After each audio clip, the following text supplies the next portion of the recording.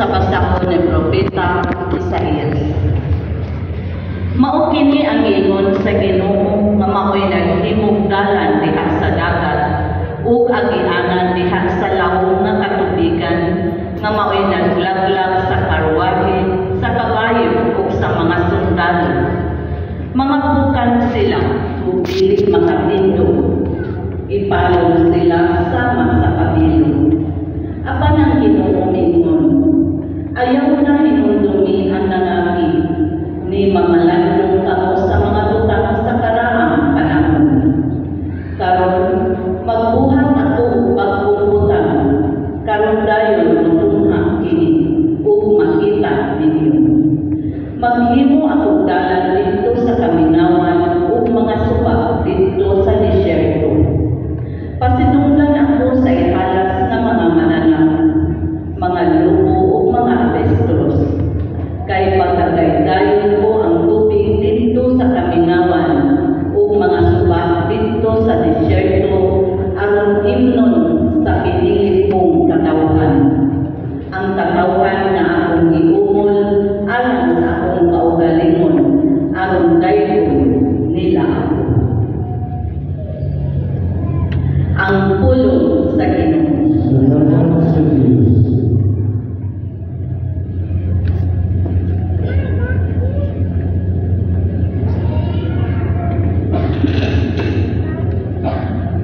Ang Ginoo naghimugdag kong mga butang kanato, napuno kita sa kalipan.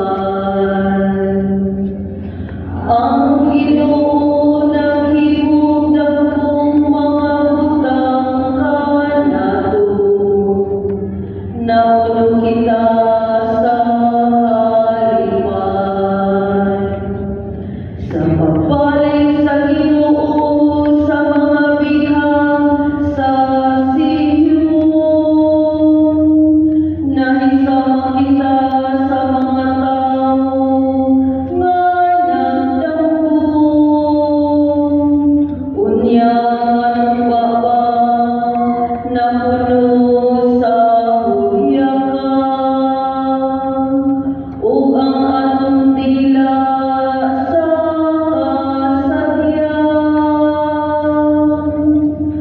ang Ginoo naghimugdag kong mga butang kanato, napuno kita sa kalipan.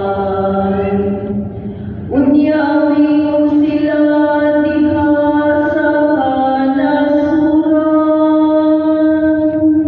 Ang Ginoo naghimugdag kong mga butang kanila. Ang Ginoo naghimugdag kong mga butang kanato, ug nalipay gayon kita. Ang Ginoo naghimugdag kong mga butang kanato,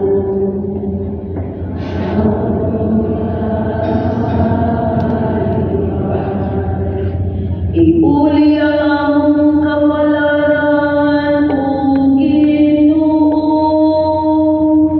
ingon sa masulog nga mga sapat, diha sa kamingawan sa kasadpan. Sila naghugas nga naghilang, mga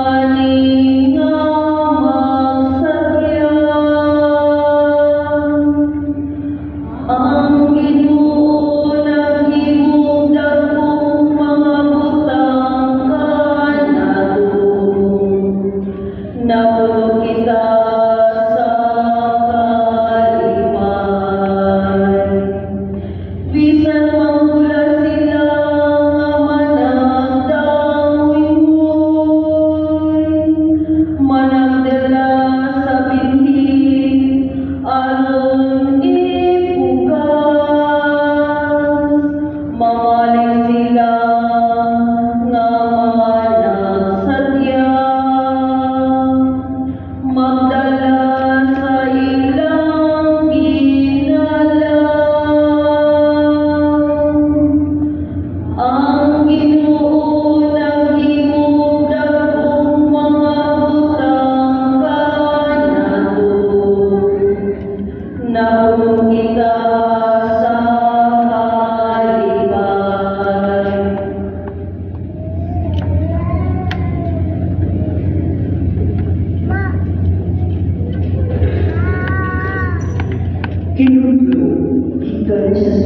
ni San Pablo ngadto sa dagang Filipos.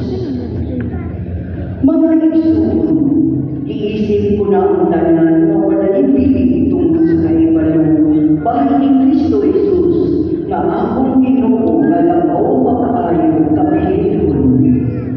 Tungod kaniya, isalipway ko ang tanan o iisip kong basura lamang aron maangkon ko si Kristo o mahiusa kaniya sa himpi. Wala na akong magpaton sa pagkamatarong nagipasikan sa pagtuman sa kalaon, kundi sa pagkamatarong na nanawan ko pinaagi sa pagtuo kang Kristo, pagkamatarong nagikan sa Diyos o ipasukan sa pagtuo. Ang tinuha ko lamang maunga, mailang mo si Kristo o masinabi ko ang gahom sa iyang pagkapanhaw, ingon man na makaambit ako sa iyang mga pag-antos o na mamatay ako sama sa iyang pagkamatay uban sa paglaom na ako panahon. Wala akong magpasakot na nakapot ko ng ini o nahilimit na ako.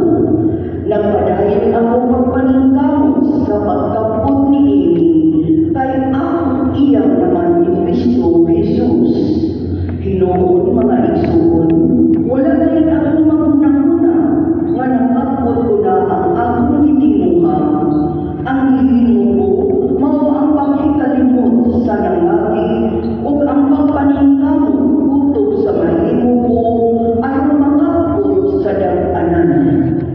Usa, nagdagan ako diretso gayon sa dag-anan aron maangkon ko ang ganti nga mao ang pagkatinawag sa Dios pinaagi kang Kristo Jesus ngadto sa kinabuhing walay katapusan. Ang pulong sa Ginoo. Salamat.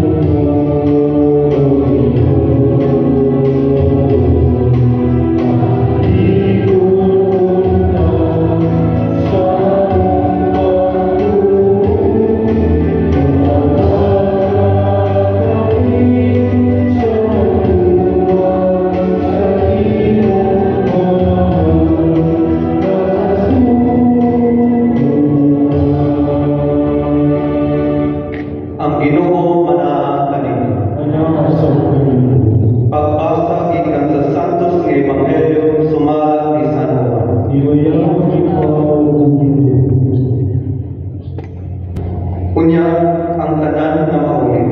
Apan miadto si Jesus sa bungkod sa mga uleno. Sayo sa pagkabungkod, mianbalik siya sa templo. Mialulog kaniya ang mga tao, ug milingkod siya ug nanudlo kanila. Ang mga magtutudlo sa balaod ug ang mga Pariseo nagdala ko sa kababay nga hisakpan nga nanakaw ug siya ipaatubang nila sa tanan. Mingon sila kang Jesus, magtutudlo, kining babayhana isakpan nga nanakaw. Sa atong balaod, nagsugo si Moises nga ang magbuhat sa imon, kinahanglan batuon hangtod mamatay. Karon, unsa may nimo ikasulti? Isulti nila kini aron pagpitin kaniya ug sa imon ikasumpong nila siya. Apan pinikubo si Jesus ug misulat sa yuta ginamit ang iyang tudlo.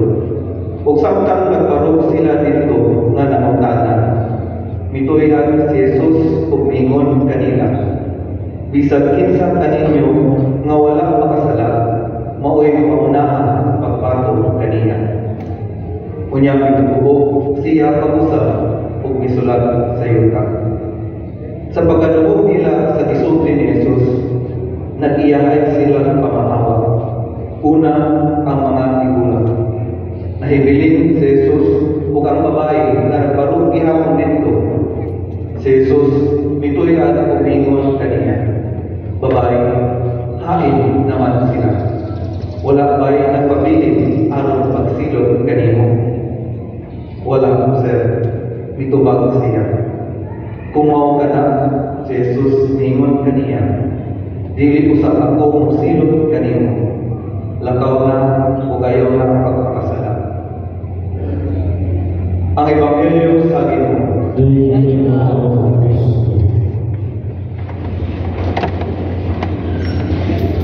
Mga eksodyo ni Kristo, may buntag kaniyong tanan.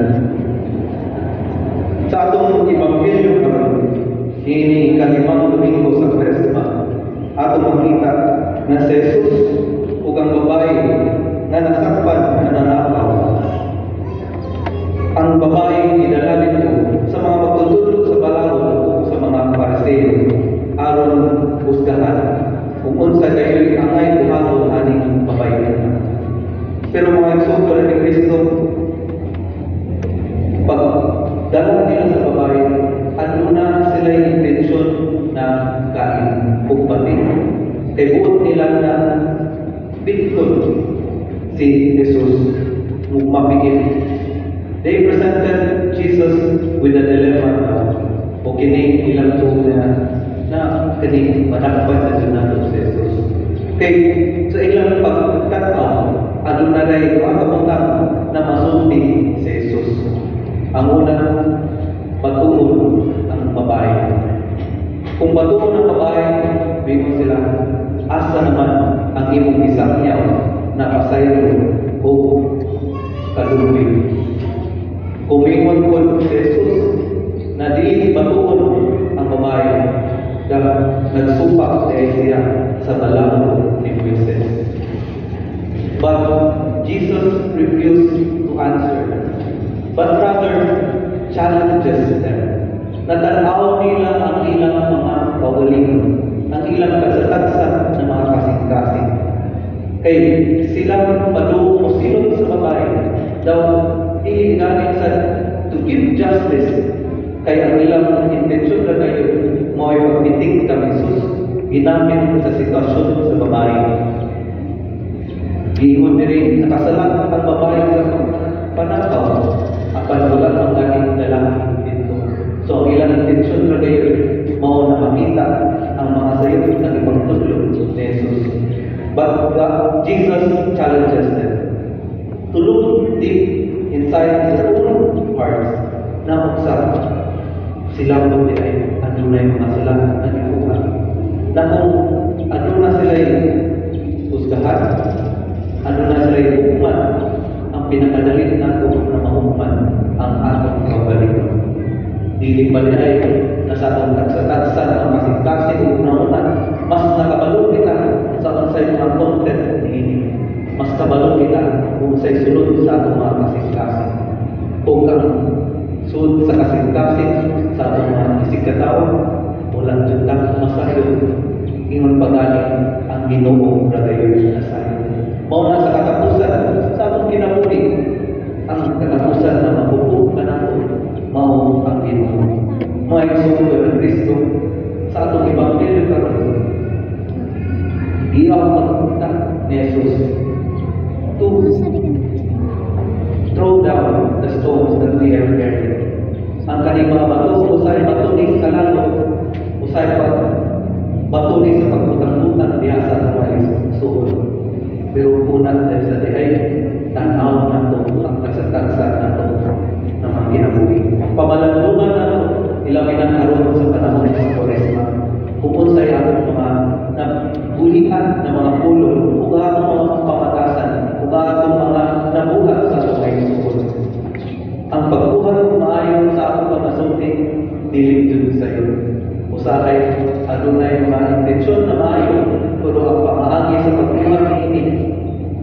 sayo. Kung usahay po ang paglikay sa sala dili po sayo. Pero maigsoon pa ng Kristo sa matag higayon nakita namin kapon pagpabili ng tagtang mapausanon ug masaligod sa grasya sa Ginoo. Ang mga magtutudlog sa balawon o ang mga Pariseo diri sa atong ebanghelyo karon daw ipugos si Jesus sa pagpili sa duha ka kadalan. Sa English pa dilemma daw na kwarta ng dilemma. Isa yung dilemma daw, giving them two premises or two propositions, left or right na kayo. Kung sa makita nato usay sa realidad mao na ang kalibutan ang focus ka nato. Kung kini dilemma usa sa mga pagsabot ini na kung bisan left or right ka sa iyo man. Pero may sugal ng Kristo ang atong ebanghelyo karon nagpakita pa ngayon na kung sa iyo kung gani ang tuo o ang wag atong inumduman na ang tinuod na dalan mao si Jesus. Abi nila na ilang mapugos si Jesus to take one side or the other. But let us remember that Jesus said in the other parts of the gospel, I am the way, the truth, and the life. Mga igsoon po ng Kristo, dili mo di ay nasa atong mga igsoon po na nakalisod kaysa ilang tagsa-tagsa na mga kinabuhi daw adunay mga dilemma. Asa man nato sila makita mula na po labi na sa iyo ang ilang mga manunaan na mga opsyon. Mudahan kayo sila sa simbahan, di ba? Mudahan kayo sila sa Ginoo. Si Jesus diri sa ebanghelyo naghagit dito sa mga padung silot sa babae at tanawa po ang mga sala na ilang nabuhat. Kung dito sa babae, iya kong isultian na lakaw na ayaw na pagpakasalan, pagbago sa pagaling. And that is the chance that God has given us each day. Ilabi na when He has given us the sacrament of reconciliation, ang sakramento sa pagkakasalan, aron pinatalan ka sa paagi na ugigayon na magbago sa ating masalanan. But let us remember, ang pagduol sa sakramento sa pagkakasalan dili pa yan sa iyo. Ang pagkatun sa mga sala dili mansana sa iyo. Mao na ang pagpabiling ng pausanon ay sumugod ni Kristo. And how can we remain humble? Let us remember that humility must be grounded in truth. Tinuod man na paghimo, the virtue of humility is not an easy virtue to follow. Usahay po, masubraan pagayon. Atong mga igsoon, atong mga bangkod pa na tubo, atong yung encourage to take pride, to be confident in yourself, deny self-esteem. So asa man ato diri ilugar ang pagpapausahan kapaguran mga igsoon. And what is the truth? Mo lang ini a little advice from a spiritual book that I have read, so that we can remember to remain humble and how to be humble. Truth ng igsoon. Dili ba na ang Ginoo mo'y nagbuhat ka ng tanan. And with that truth, we must be confident and derive our confidence in God na nagbuhat ka nato. Na sa iyang pagbuhat ka nato, ang atong mga bilili ay nagikan kaniya. Na siya nagbuhat ka nato, we are made in the image and likeness of God. And so we must be confident and be proud, in a sense, of the gifts that God has given us. That is the truth. For another truth is, we came from dust. Buhat na sa Ginoo, pero ibuhat na niya ikan sa ako. And that should somehow bound our sense of pride. Na atong tanaw sa diay, na kita ikan sa ako. And our life is meaningless without God. Muna sa atong mga higayon, na kita, we have accomplished so much things. We remember also that in the end, we will also return to us. Mga igsoon ni Kristo, sa atong pagpadayon dining sa atos ng isa, atong tanong ngayon, ang grasya sa Ginoo na kita makita nato ang tinunanay nato ng mga binuhatan usap o tinunanay nato na iikatan po aron kita usap maningkamot na mubalik kanina.